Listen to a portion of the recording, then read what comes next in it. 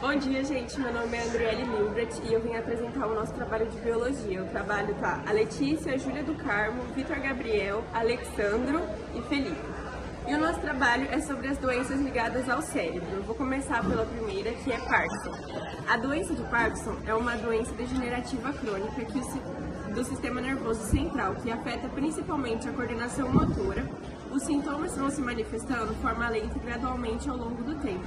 Na fase inicial da doença, os sintomas mais óbvios são tremores, rigidez, lentidão dos movimentos e dificuldade em caminhar.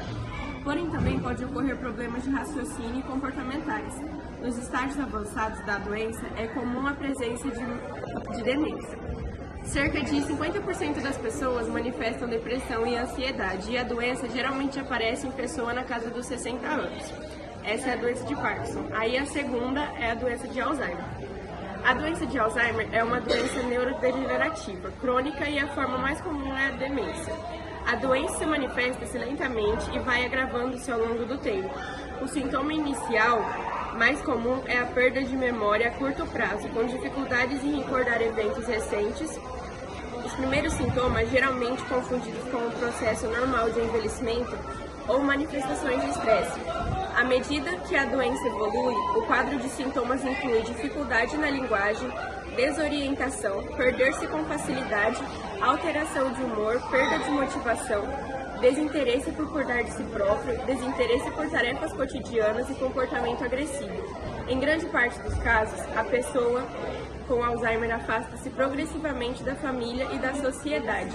Gradualmente, o corpo vai perdendo o controle das funções corporais, o que acaba por levar à morte.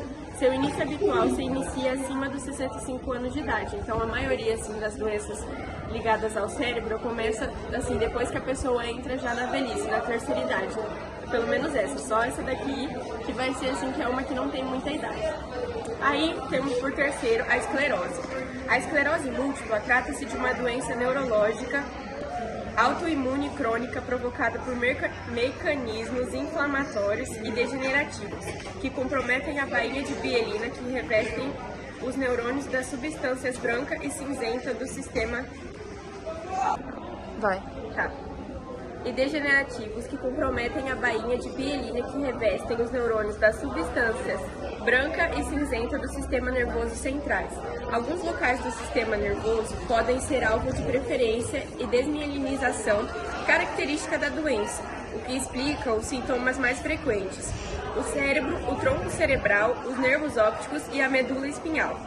A doença atinge geralmente jovens entre 20 a 40 anos de idade, predominante entre as mulheres. Aí as causas envolventes a predisposição genética com alguns genes já identificados que regulam o sistema imunológico e combinação com os fatores ambientais que funcionam como gatilhos. Infecções virais, exposição ao sol e consequente níveis baixos de vitamina D prolongamente. A exposição ao tabagismo, à obesidade e a exposição a solventes orgânicos. Esses fatores ambientais são considerados na fase da adolescência, que é a fase onde a gente tem mais vulnerabilidade. E por último, mas não menos importante, ao meu ver pelo menos é uma das mais importantes porque, querendo ou não, é uma das doenças mais comuns do nosso cotidiano, é a depressão. A depressão é uma doença mental que gera alterações de humor voltadas principalmente ao sentimento de tristeza. Pode também apresentar algumas mudanças do pensamento e tornar o ritmo do nosso corpo mais lento. A prevalência ao longo da vida é em média de 14,6% em países desenvolvidos e 11,1% em países em desenvolvimento. As mulheres têm um risco de desenvolver depressão de 2 a 3 vezes maior do que os homens. Metade dos casos apresenta o início dos sintomas na faixa etária dos 20 a 50 anos. Como eu havia dito, é uma doença que a faixa etária começa muito mais nova do que as outras doenças. Na condição da depressão, manifestam-se tanto sintomas psicológicos como físicos.